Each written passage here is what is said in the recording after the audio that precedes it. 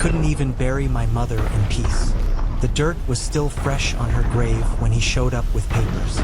Legal documents. Cold. Clinical. Ruthless. My brother. My own flesh and blood. He didn't come to mourn. He came to take. And he wasn't asking. I was still in my black dress, eyes swollen from crying, when I heard the knock. Slow. Steady.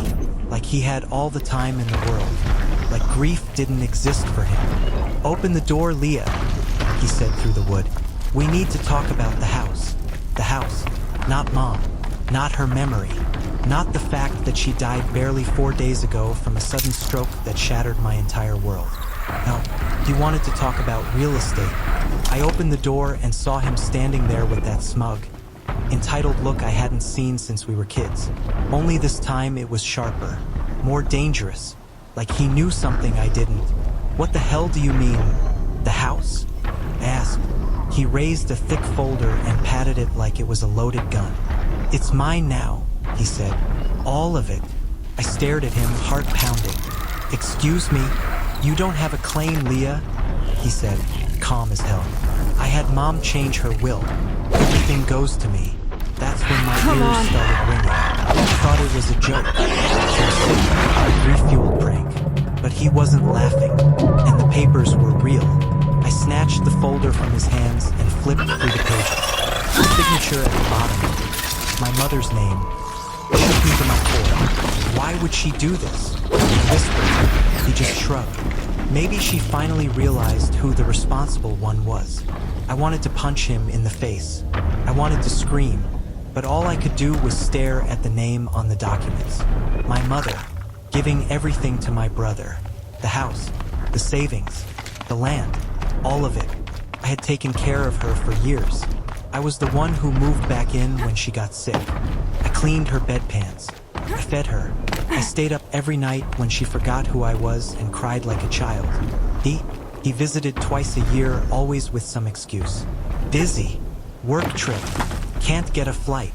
And now he was standing in her living room, claiming everything. But something didn't add up. My mom was forgetful, yes, but she would never do this. Not unless she was tricked or coerced. That's when the panic started to fade, and the rage kicked in. "You forged this," I said. He laughed. "Prove it." That's all he said. "Prove it." And just like that, it became war. The first thing I did was pour myself a glass of wine, then immediately threw it against the wall. It shattered like my trust in him. I couldn't believe how calm Not he too was, much already. how calculated, like he'd rehearsed this moment 100 times in his head.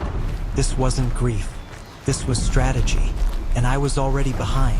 I didn't sleep that night. I sat at the kitchen table with Mom's medical files, old letters, and my laptop, trying to piece together a timeline. Something, anything, that would explain how she could have changed her will without telling me. But the truth kept circling back, ugly and persistent. She wouldn't. Not unless she was manipulated. I needed help. So I did something I swore I never would. I called my mother's old friend, Ellen. She was Mom's power of attorney until a year ago.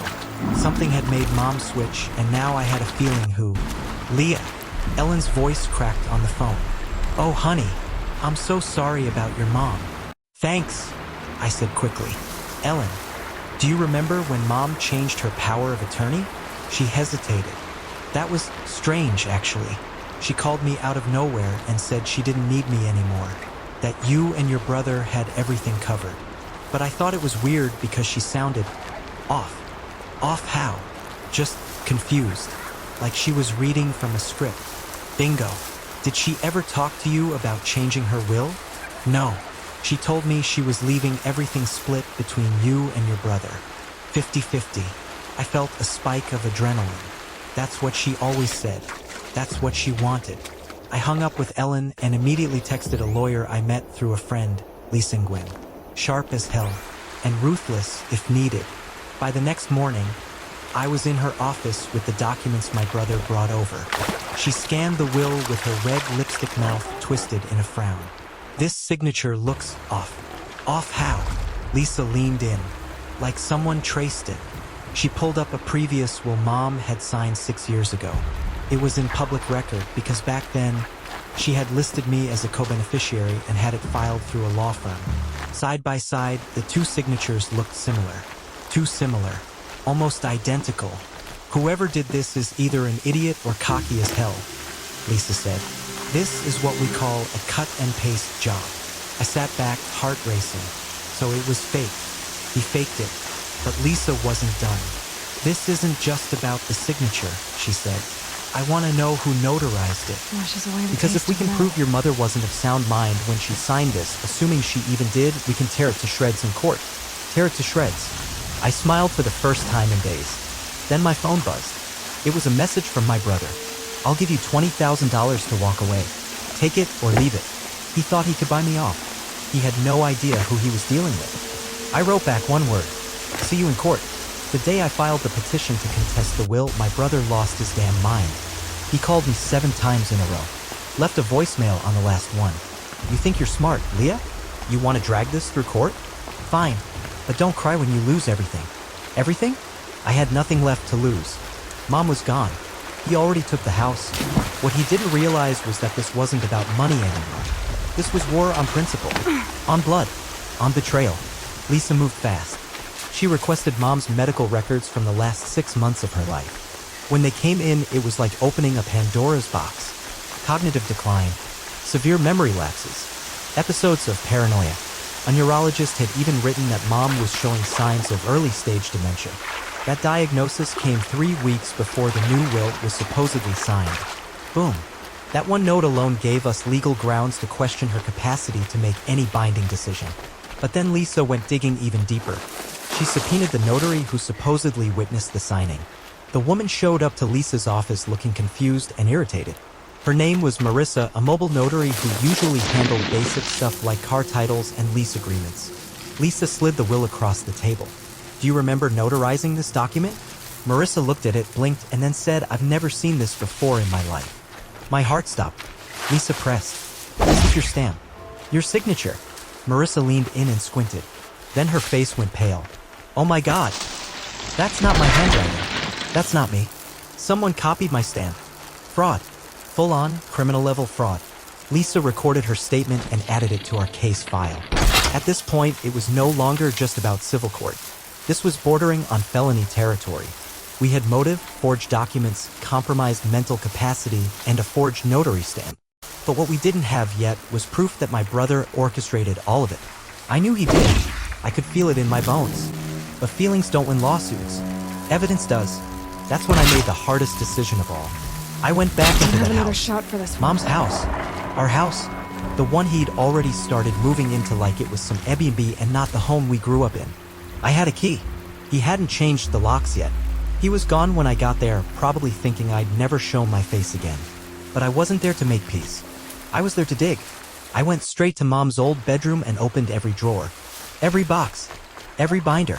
And then, I found it. Tucked inside a manila envelope at the bottom of her sock drawer, a voice recorder. I recognized it immediately. She used it to leave herself reminders when her memory started slipping. I clicked play. Her voice, soft and trembling, filled the room. Today is June 18th, I think. Mark came by. He brought papers. He wants me to sign something. I told him I didn't understand, but he said it was just routine. I think it's about the will. I don't feel good about it. He got angry when I asked questions. I dropped the recorder. Tears hit my face before I realized I was crying. He did it. He used her confusion, her fear, her love for him, and he stole from her. From me. This wasn't just forgery anymore. This was abuse, and I was going to burn him for it. I walked out of that house with the recorder clenched in my fist like it was a grenade. It was a grenade, and I was ready to pull the pin. I sent the audio file to Lisa that same night. She called me 20 minutes later, her voice electric. This changes everything, she said. We've got motive, method, and now we've got her voice. Her doubt. She wasn't just excited, she was pissed. And when a lawyer like Lisa gets pissed, the courtroom turns into a battlefield. I'm filing a motion to freeze the estate, she said. He won't be able to touch a cent until this is resolved. My brother found out within 48 hours. And that's when the threats started. Not legal ones, personal ones. You're going to regret this, he texted me. Then, you think you're the only one who suffered? You think Mom loved you more? And finally, I hope you rot in that apartment of yours while I live like a king. My hands shook as I read the messages, but I didn't reply. I let the silence do the talking. Instead, I kept pushing. Lisa hired a forensic handwriting expert to examine both wills. The original, split 50-50 between us, was clean. The signature matched every official document Mom had signed in the past 10 years. The updated will? The expert's report came back with one word in bold red letters. Simulated. He copied her signature. Not traced, copied. Practiced it. I imagined him sitting there late at night, signing her name over and over until he could replicate it perfectly. But it wasn't perfect enough. We had a case now that was stronger than steel. But Lisa warned me he'd try to settle. Try to make it go away without jail time. Because if this went to trial and a jury saw what he did, he could lose everything, even his freedom. 3 days before the court hearing, I got a knock at my door. It was him, standing there with a pathetic, crumpled look on his face. Like a kicked dog. "Can we talk?" he asked. I crossed my arms. "You've got 2 minutes." He stepped inside, looked around, and then said something that made me physically ill. "I'm willing to give you the house. Just the house. We split the savings." I laughed, bitter and sharp. "You mean the savings you tried to steal? The house you lied to get? That one?" He raised his hands. "Look, Leah, I messed up. Okay? I thought Mom owed me something. You always got her attention. You got to be the good one. Because I was there, Mark." I shouted. "I cleaned her when she soiled herself. I watched her die." He flinched. "I was drowning in grief and bleach and loneliness while you were off living your perfect little life. And now you want to come here and negotiate like this is some real estate deal." I stepped closer. "No deal, Mark. No settlement. You forged a will. You stole from your sister. You manipulated a dying woman. And now you're going to face every single consequence." He didn't say a word. Just turned around and walked out. I locked the door behind him. For the first time in weeks. I smiled. The courtroom felt colder than I expected. Not temperature-wise, energy-wise. Sterile. Heavy. Like every soul inside had been sucked dry by years of lies and greed. Mark sat across from me, clean-shaven, in a navy suit I knew he couldn't afford without touching Mom's money. He looked confident. Too confident. Until the judge walked in. And Lisa stood up. "Your Honor," she began, "this is not just a will dispute. This is a case of elder exploitation, document forgery, and intentional fraud." I watched Mark shift in his seat. Just a little. But enough. She laid it all out: Mom's cognitive decline, the forged signature, the fake notary, the audio file where Mom literally questioned the documents. Then she played the tape. Mom's voice filled the courtroom. Shaky. Confused. Gentle. Mark came by. He brought papers. I don't feel good about it. I didn't watch the judge.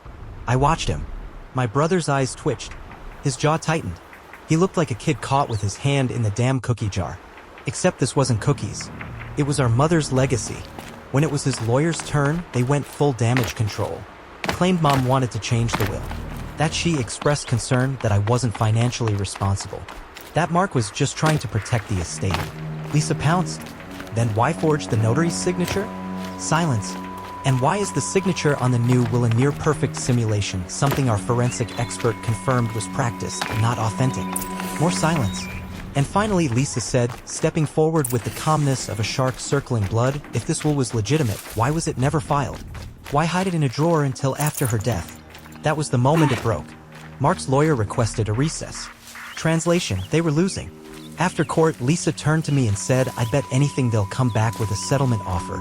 I shook my head. I don't want a deal. I want a verdict. But it wasn't about revenge anymore. It was about truth. It was about every sleepless night I spent listening to Mom cry out for someone who wasn't there. It was about every time I thought I was going crazy because she forgot who I was and then apologized like a child. It was about justice. The next morning, just before trial resumed, Mark's lawyer approached Lisa with a proposal: full surrender of the estate. No appeal, no claim to any assets. In exchange for dropping all criminal complaints. I asked Lisa, "Can we still report him after that?" She nodded. "Absolutely." So I took the deal. And then I made the call. I filed a formal report with the state's Elder Abuse Task Force. Mark wasn't going to jail for this, maybe. But his career? His reputation? Gone. I walked out of that courtroom free. Lighter. I didn't just win the estate. I won Mom back. Her truth. Her memory. Her name. And I promised her right then and there, under my breath as the sun broke through those cold courthouse windows. I will never let anyone erase you again. A month after the case was closed, I finally moved back into Mom's house. It didn't feel like home at first. Too quiet. Too heavy. Every corner held a memory that threatened to crack me open, her perfume still faint on the curtains, her favorite mug by the sink like she'd be back any second. But at least it was mine now. Legally. Truthfully. And Mark? He vanished. No calls. No texts. Nothing. But I heard through a mutual cousin that he'd quit his job and moved 2 states away. Word had spread about what he did. Apparently, the law firm where he worked part-time found out too. Fired him. No severance. No second chance. It wasn't about vengeance. I wasn't keeping score. But damn, it felt like justice. I spent the next few weeks trying to turn the house back into something living. I painted over the yellowing walls, replaced the dead plants, boxed up all the old medical equipment that once defined every hallway. One day, while organizing the attic, I found an old shoebox. Inside were letters. Dozens of them. All from Mom. To me. Unsent. Unspoken. Unfinished. Some written when I was in college, others when she first got sick, and some were more recent, scrawled in shaky handwriting that barely held together. One of the last ones stopped me cold. Leah, if you're reading this, then I probably didn't say enough while I was here. I don't know what's going to happen to me. My mind feels like it's slipping some days. I hate it, but what I hate more is thinking that I might hurt you without realizing it. If Mark ever tries anything, I need you to fight. You always were stronger than him. Love, Mom. I clutched the letter to my chest and cried. Ugly, guttural sobs. She knew. Somewhere deep down, even as her memory cracked and faded, she knew who we both were. She knew he'd try to twist things. She knew I'd have to stand up. And she believed in me. After that, I framed the letter and hung it in the living room. Right by the door. A reminder. Not of the fight, not of Mark, but of her voice. Her strength. Her faith in me. I started to rebuild my life. Slowly. I got a new job working remotely. Started baking again. Mom used to say my pecan pie could make a preacher cuss. I even let myself laugh once in a while. But the best part? Every night, I'd sit on the porch with a glass of wine, look out at the yard, and feel her there. Not in the house. Not in the things. In me. Waiting for your plus.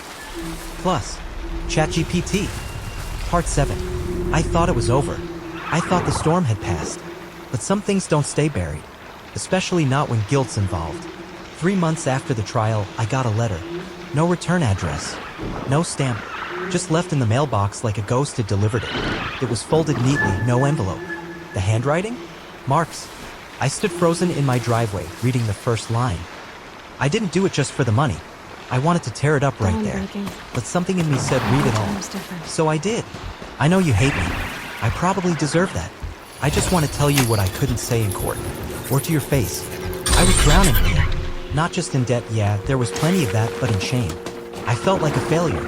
You were the one who stayed. The one who showed up. The one she leaned on. I was always the screw-up. When Mom got sick and I saw her slipping away, I panicked. I thought if I could just get some control back, some piece of her legacy, it would fix something in me. It didn't. Forging that will? That was the lowest moment of my life. And now everyone knows. You made sure of that. But maybe you were right. I'm not asking you to forgive me. I'm not even asking you to write back. I just wanted you to know that I see what I did. And I'm sorry. Mark. I didn't cry. I didn't feel anything at first, actually. But later that night, lying in bed with the ceiling spinning, the wave hit me. It wasn't sympathy. It was grief. Grief for the brother I used to have. Before resentment turned him cruel. Before money poisoned whatever love we had left. I didn't write him back. Not yet. But I didn't throw the letter away either. I tucked it inside Mom's shoebox. With the rest of her letters. Like it belonged there as part of the mess. As part of our story. Because some truths don't fit in black and white boxes. Some people don't just turn evil overnight.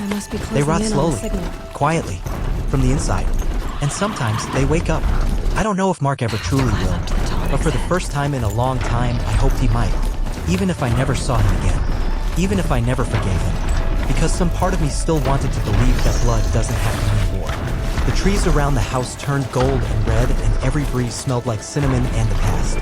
I spent most of my days outside now, raking leaves, tending to the old garden Mom used to love but hadn't touched in years. I wasn't just rebuilding the house anymore.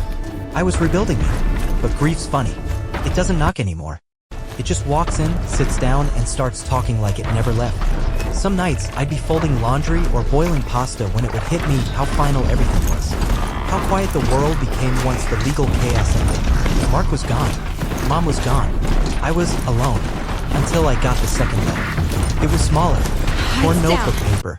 The handwriting was shakier this time. I'm in Ohio now, working at a warehouse, sleeping on a friend's couch. I think about Mom every day. Sometimes I swear I hear her voice. I know I ruined everything, but if you ever want to talk, really talk, this is my number.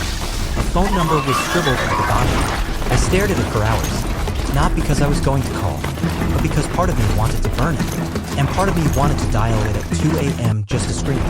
I did neither. I folded it and shoved it into a drawer, because no matter how much progress I made, I still hadn't healed yet. Not fully. Lisa called a week later to check in. She was her usual fierce self, but softer now. Almost motherly. Closure's a weird thing, she said. You think it's a finish line, but it's really just a bench. You sit, you breathe, and then you figure out where the hell to walk next. I laughed. So what now? Do I forgive him? Only if you want to, she said. Forgiveness isn't for him. It's for you. And it doesn't come with a deadline. I hung up and sat in silence for a while. Then I did something I hadn't done in years. I opened Mom's old cookbook. The pages were stained with sauce and thyme. Her handwriting was all over the margins. Tips, notes, warnings. Don't overmix. It ruins the crust. Add cinnamon if you say. I smiled. And I baked. Pecan pie. Not for guests. Not for family.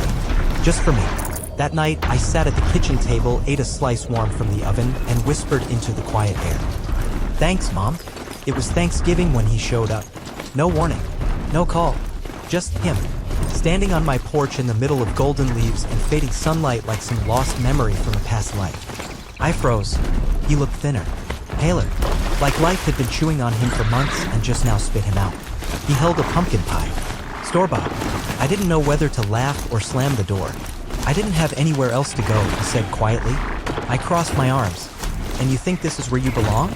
He looked down, shame dragging his shoulders. No, he said. I just hoped maybe you'd let me apologize. In person. One time. The silence between us was a brick wall. Tall. Unscalable. Then, without knowing why, I opened the door wider. 5 minutes, I said. That's all you get? He stepped in slowly, like he was afraid the house itself would spit him back out. His eyes darted around at the new paint, the clean kitchen, the photo of Mom on the wall by the stairs. She'd hate me, he said softly. I didn't argue. He sat at the kitchen table, the same one where we used to fight over cereal boxes and whose turn it was to do the dishes. He looked older. Not in years. In regret. I wanted to hate you, he said.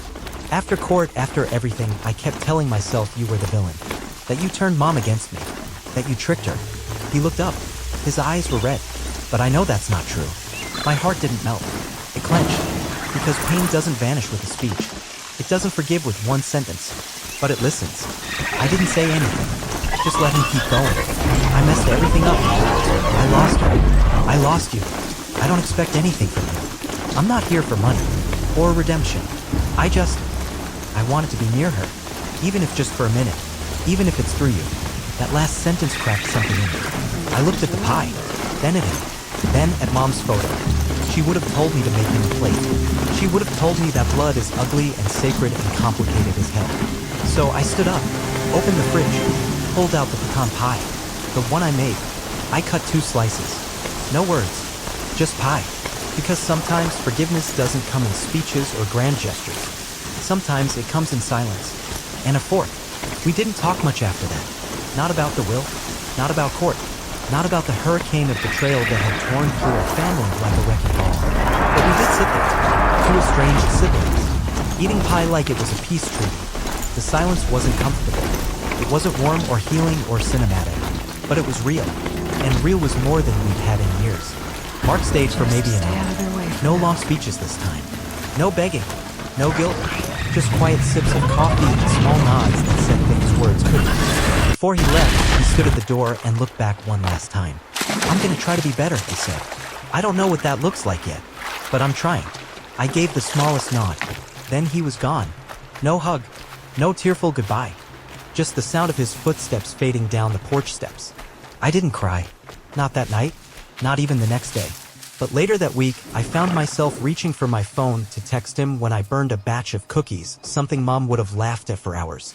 I didn't send anything, but the instinct was there, and that meant something. The days turned into weeks. The garden I'd replanted started spreading. I joined a local book club, started therapy, even signed up for a pottery class, something Mom always wanted us to do together but never had the chance. Life didn't suddenly become easy, but it became possible. And one morning, as I stood in the backyard, hands in the soil, sun on my face, I realized something that stopped me cold. I wasn't angry anymore. Not at Mark. Not even at life. I was just here. Alive. Growing. Like the garden. Like my heart. There's no perfect ending to this story.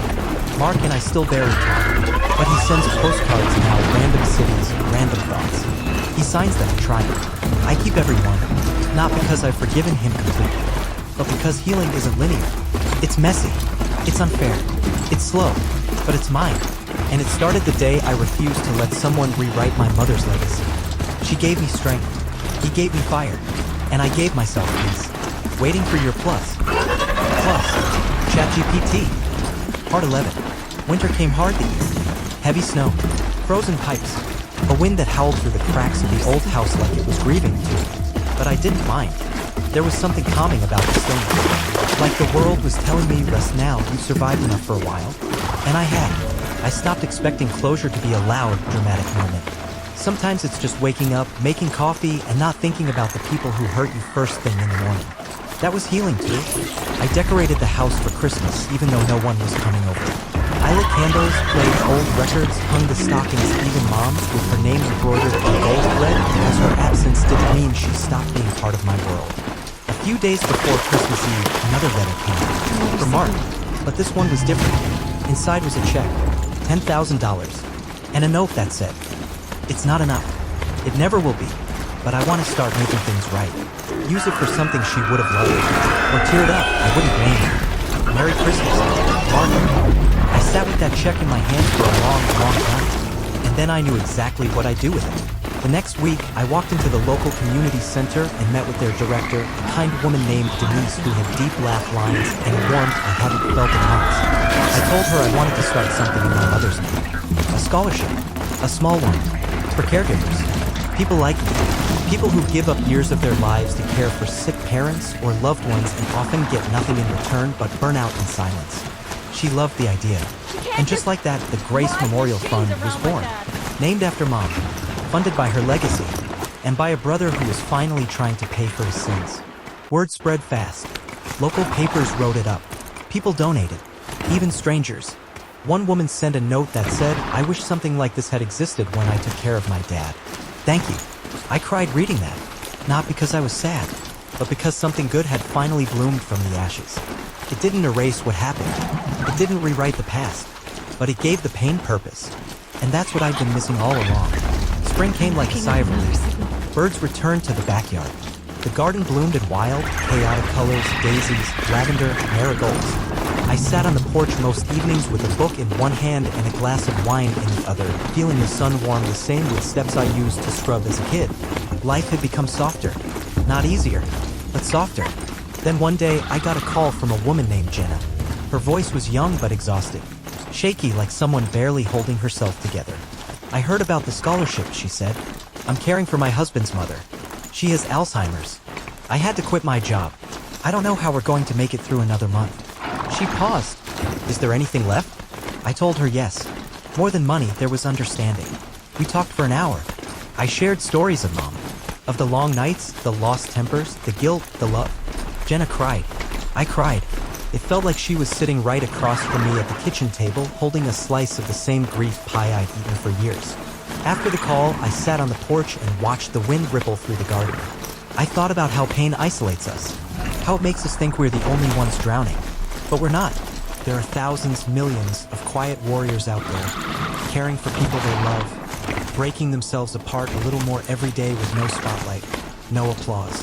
And if my story, our story, could make that a little easier for even one of them, then maybe it was all worth it. I started volunteering. Once a week, I led a support group for caregivers. Just a few folding chairs in a church basement, a pot of bad coffee, and a circle of people who finally didn't Being feel able to invisible. override you would help. We laughed more than we cried. Now where would I learn That was the biggest surprise. Turns out, grief has a sense of humor when you let it. One night, after everyone left, I stayed behind and looked around the empty room. The chairs, the silence, the weight of everything that had happened. I pulled out my phone, scrolled to Mark's name, covered my thumb over the call, and then I did. He answered on the second ring. Leah, I took a breath. I got your check, I said. I used it for something good.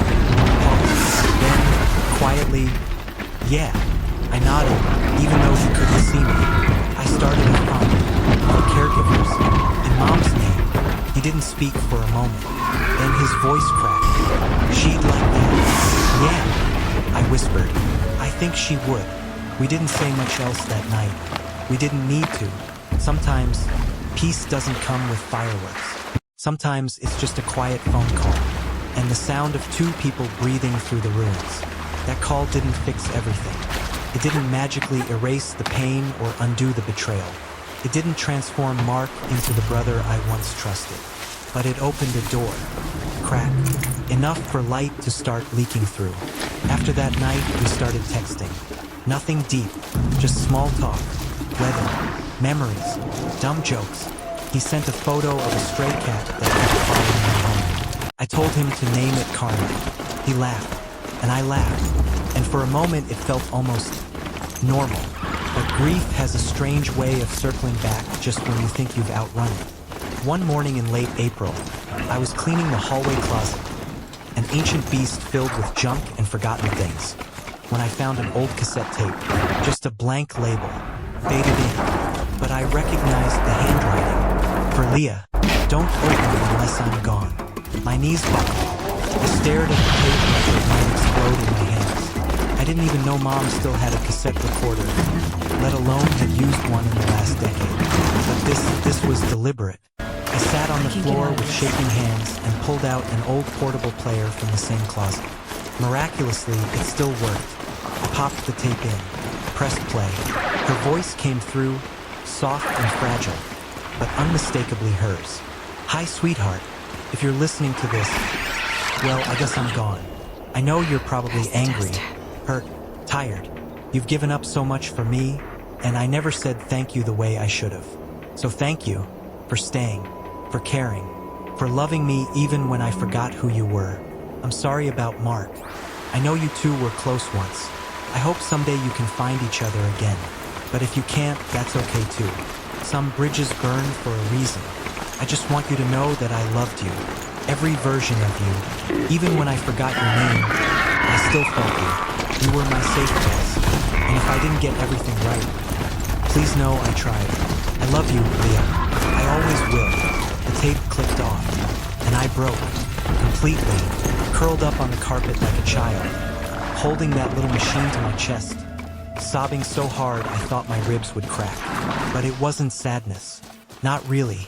It was release. All the anger, all the questions, all the nights I screamed into my pillow, begging for some kind of sign, and here it was, her voice, telling me she saw me. She knew. That night I called Mark again, told him about the tape. He didn't speak for a long time. Then I heard him sniff, just once. She left one for me too, he said quietly. But I haven't listened to it yet. I didn't push, but I said, when you're ready, I'll be here. And for the first time since our mother died, he said it back. I'll be here too. May arrived with soft rains and second chances. The garden bloomed bigger this year. Like the soil itself knew something had changed. That something broken had been buried deep and was finally growing into something new. Mark visited for the first time since Thanksgiving. He didn't warn me this time. Just knocked on the door, cat carrier in hand, wearing a faded hoodie and nervous smile. I brought Karma, he said. The cat was orange, scrappy, and immediately ran under the couch like it owned the place. I didn't say much. I just stepped aside and let him in. He looked around like he was afraid the walls would speak, tell stories of what he'd done, remind him of the weight he carried. But the house stayed quiet. It was done grieving. Now it was waiting.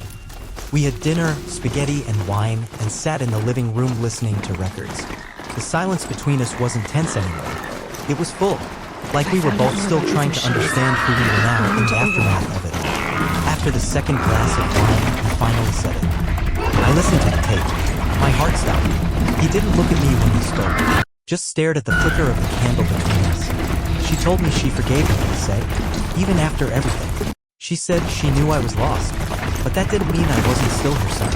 His voice broke. She said she hoped I'd find my way back, and if I ever did, not to screw it up again. A tear slipped down his cheek, and he didn't wipe it away. I leaned back, eyes burning. What do you think she'd say now? I asked. He met my gaze, finally. I think she'd say we're getting there. We sat there, two broken parts of the same past, finding something close to healing in the middle of spilled wine and old music. No grand epiphanies. No dramatic apologies. Just truth. Raw. Honest. Quiet. Before he left, Mark stood in the doorway and looked at the photo of Mom hanging above the stairs. I miss her every day, he whispered. Me too, I said. Then he hugged me. The kind of hug that says I'm sorry without needing words. And I love it. Because forgiveness isn't always earned in one gesture. Sometimes it's rebuilt, one visit, one dinner, one broken brother at a time. After that night, something shifted between us. Not suddenly. Not like a movie. More like an old radio tuning into a forgotten station, fuzzy at first, but growing clearer with time. Mark started visiting once a week. Sometimes he brought groceries. Other times, just Karma, who had fully adopted the house as her kingdom. She'd curl up on Mom's old recliner like she owned it. I didn't tell him, but I liked the sound of the door opening. The footsteps. The clumsy attempts at conversation. It made the house feel less haunted. One afternoon in early June, I caught him in the backyard, standing at the garden edge, hands in his pockets, staring at the marigolds. She loved these, he said without turning around. She said they were too stubborn to die, I replied, smiling. He nodded. Like her. We stood in silence, both of us seeing her ghost in the flowers. Not scary. Not sad. Just present. After a minute, he turned to me. I want to help with the scholarship, he said. I raised an eyebrow. You already did. No. I mean really help. Fundraisers. Events. Applications. All of it. I studied him. Looking for the angle. The performance. But it wasn't there. This wasn't guilt anymore. This was intent. You sure you can handle it? I asked. He grinned. Leah, I forged a will. I think I can handle a bake sale. I laughed harder than I had in weeks. That night, we stayed up late planning a fundraiser picnic at the local park. Food trucks, live music, raffles. We wanted it big. Bold, loud, just like Mom. We named it Grace Fest. I designed the flyers. Mark got sponsors. We put up posters at churches, clinics, nursing homes, anywhere caregivers might pass through. The response was overwhelming. People showed up. So many people. Some came for the music. Some for the food. But many came because they knew the story. And they wanted to help. I gave a speech that day, something I swore I wouldn't do, but Lisa insisted. I stood under the tent, mic in hand, sun hot on my back, and told a crowd of strangers what it means to lose someone slowly. What it means to give up your life for theirs. And what it means when your own family betrays that sacrifice. I told them I forgave my brother. Not because he deserved it, but because I deserved peace. When I stepped down, people clapped. Some cried. Mark hugged me in front of everyone. No shame. No hesitation. Just two broken siblings who somehow, through ashes and fire and ruin, found their way back. And in that moment, I knew it. This wasn't just the end of a chapter. This was the start of something new. The weeks after Grace Fest felt surreal. We raised over $18,000 in one afternoon. $18,000. For caregivers. For people who felt forgotten. For the quiet heroes who never asked for help because they're too busy helping everyone else. Come on. I couldn't stop smiling. Neither could Mark. We sat on the back porch the night after the festival, shoes kicked off, beers in hand, Karma sprawled across his lap like royalty. The stars were clear. The air smelled like grass and charcoal and something I hadn't felt in years. Hope. Mark leaned back and sighed. You know what I realized? He said. I spent so long trying to take from this family. From you. From Mom. And the one time I gave something, it actually made me feel human again. I didn't say anything. Just let the truth hang in the air like a lantern. He looked at me. I'm not asking for us to be best friends. I know I can't undo what I did, but I want to be in your life. Even if it's just as the guy who shows up to mow the lawn or fix the fence. I took a sip of my drink. "You suck at mowing," I said. He laughed. "Yeah, well, I've gotten better." And strangely, I believed him. Mark started showing up every weekend. Sometimes we worked on the house. Sometimes we just sat in silence. But it wasn't awkward anymore. It was earned. One Saturday, he brought over a photo album. The old kind with plastic pages and fading corners. "I thought I lost this," he said. "Found it in a box I hadn't unpacked since Mom died." We flipped through it together. Pictures of us as kids. Mom in her garden. Dad in his armchair long before cancer took him. Holidays. Road trips. Mark with braces. Me with bangs. Us with arms around each other before the world got messy. There was one picture I couldn't stop staring at. It was the three of us, me, Mark, and Mom, on the porch. She was in the middle, smiling, one arm around each of us like she knew how fragile we were even then. Mark noticed me staring. "She always said we'd need each other someday," he whispered. "Yeah," I said. "She did." And for once, I didn't fight the memory. I let it in. I let her in. That night, I went to bed with the photo on my nightstand. A reminder that no family is perfect. No love is clean. But if you fight for it, really fight, it can come back in ways you never expect. Even after it's been shattered. Summer rolled in like a memory. Hot, sticky days. Crickets screaming at night. Porch fans spinning lazily overhead. The kind of weather that made time feel slower, like the whole world was taking a breath. The house felt different now. Alive. No more silence that echoed like grief. No more walking through rooms like I was tiptoeing through ghosts. There was laughter again. Music. Even arguments. Stupid ones like what toppings belong on a hot dog or who left the back door open so Karma could sneak out and roll in the neighbor's mulch. Mark had become part of the rhythm. Not as an intruder. As family. He even started helping me vet scholarship applications. Reading essays late into the night, circling names and making notes in the margins. He cried more than I did. "I never knew how much people gave up," he said one night, wiping his eyes with his sleeve. "I was so goddamn blind." I looked at him. "You were selfish, not blind." He nodded. "Yeah, and now I'm trying to unlearn that." And he was, little by little. He started therapy, got a steady job at a community outreach center, spoke at our next caregiver group, told the whole damn truth about what he did, who he hurt, and what he was doing to be better. People listened. No one applauded. But no one walked out either. That meant something. One night, as we sat under the stars with Karma stretched between us like some peace offering, he turned to me and asked something I never expected. "Do you think Mom would be proud of us?" The question cut deeper than he knew, because I'd asked myself the same thing every day since she died. Would she be proud of how I fought? Would she forgive him? Would she smile seeing us here, still scarred but somehow, still family? I didn't answer right away. Instead, I closed my eyes and pictured her laugh. Not the sick version, not the fading one, the real one, the one that could light up a kitchen. And in that moment, I knew. "Yes," I whispered. "I think she already is." Mark didn't say anything. He just leaned back, arms behind his head, and stared at the stars like he was finally allowed to look up again. And for the first time in a long, long time, I felt like we were both free. By the end of summer, we had our first real tradition. Every Sunday evening, Mark would come over. We'd cook dinner. Nothing fancy, just something warm and familiar. And eat outside under the string lights I'd hung across the porch. Karma would circle the table like a tiny, orange shark. Waiting for scraps she pretended not to care about.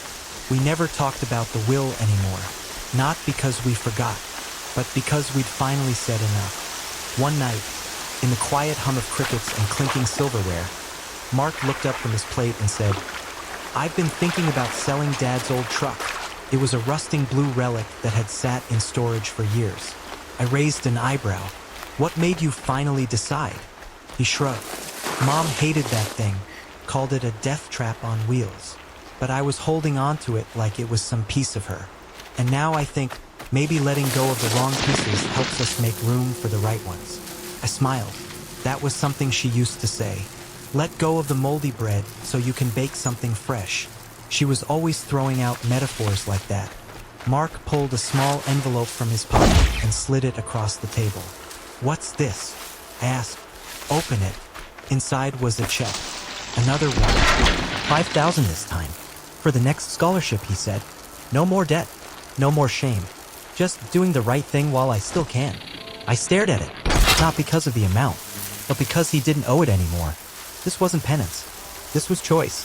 We had a few applicants already for the next round of the Grace Memorial Fund. I knew exactly who I was giving it to, a middle-aged man caring for his partner through late-stage MS. No support, no income, no break. Mark had circled his essay in red. This one he'd written in the margin. "You're becoming a softie," I said, trying to keep my voice steady. He grinned. "Don't tell Karma. She thinks I'm still a badass." The cat meowed right on cue like she agreed. That night, after he left, I sat alone with the envelope and looked around the kitchen. No more hospital supplies. No more pill bottles. No more fear hiding in every corner. Just me. And peace. And a brother I once thought I'd never speak to again. Funny how life works. Sometimes it tears everything down so you can finally build something real. The anniversary came quietly. 1 year since Mom passed. No fanfare. No candles. Just a soft, gray morning where the sky looked like it was holding its breath. I didn't want to do anything big. I didn't want flowers or Facebook posts. I just wanted to be with her. So I drove. To the lake. The one she loved. The one she used to take me to as a kid when things at home got too loud or too painful. We'd sit on the dock with our feet in the water, passing a thermos of bad coffee between us like it was holy. Mark met me there. We didn't say much. Just sat side by side on that same dock, legs dangling, breeze kissing our faces. He handed me a thermos. "Black," he said. "No sugar. Just how she liked it." I took a sip and winced. "She had terrible taste," I muttered. We both laughed. Then silence again. But it wasn't empty. It was full of her. The lake. The wind. Us. Mark reached into his jacket and pulled out a tiny wooden box. He opened it and held it between us. Inside were 3 marigold seeds. "I thought we could plant these here," he said. She always said they were impossible to kill. I took one, rolled it between my fingers. Like her legacy. We found a spot near the edge of the trees, dug small holes, and planted them gently. The soil was cool, soft, ready. When we stood back up, I felt it. Not just closure, not just forgiveness, but peace. Not the kind that comes when things are quiet, but the kind you earn. The kind that settles in your bones after you've walked through fire and somehow come out whole. "I miss her," Mark said softly. "Me too. I miss who we were. Before everything." I looked at him. "You know what?" I said. "Maybe we're not who we used to be. Maybe we're better." He looked surprised, then nodded. "Yeah," he whispered. "Maybe we are." We stood there a while longer, watching the wind ripple across the water, Karma weaving between our legs like she owned the world. And in that moment, with dirt on my hands and grief stitched into my skin, I knew it. We hadn't just survived the story. We'd rewritten it. Together. It's been 2 years now. 2 years since Mom left this world. 2 years since my brother tried to steal everything she ever gave us. And 2 years since I stood up for her, for me, for the truth. A lot's changed. The Grace Memorial Fund has helped over 30 caregivers so far. Some of them are strangers I've never met. Some send handwritten thank you notes that smell like hospital lotion and exhaustion. One woman even named her daughter Grace. Mark still helps with every application. He shows up early to events, stays late to clean, talks to families like he's one of them because he is. He knows what it means to be broken, and what it means to try again. We're not best friends. We still argue. We still tread carefully over the cracks in our past. But we show up, and that's more than enough. Karma is still ruling the house. She's fatter now. Laziest little tyrant I've ever loved. Mark says she's a symbol of how far we've come. Chaotic, needy, impossible, but somehow exactly where she belongs. Some nights, I still sit on the porch alone. I bring out the recorder and listen to Mom's voice. Not because I need the reminder, but because it reminds me where this all started. And why I fought. People always talk about what death takes from you, but no one talks about what it gives. It gave me strength. It gave me truth. It gave me the courage to let go of a toxic version of love and rebuild something better from the rubble. If you'd told me back then that Mark and I would be planting marigolds and building scholarships in her name, I would have laughed in your face. But that's the thing about life. It never plays out the way you expect. Sometimes the villain becomes the partner. Sometimes pain becomes purpose. And sometimes forgiveness sneaks in when you're not even looking. So here I am, standing in the garden Mom once dreamed of. Roots deep, heart open, legacy intact. And for the first time in a long, long time, I'm not holding on to what was lost. I'm holding on to what was built. From the ashes, from the lies, from the truth, and from love. Always, always from love.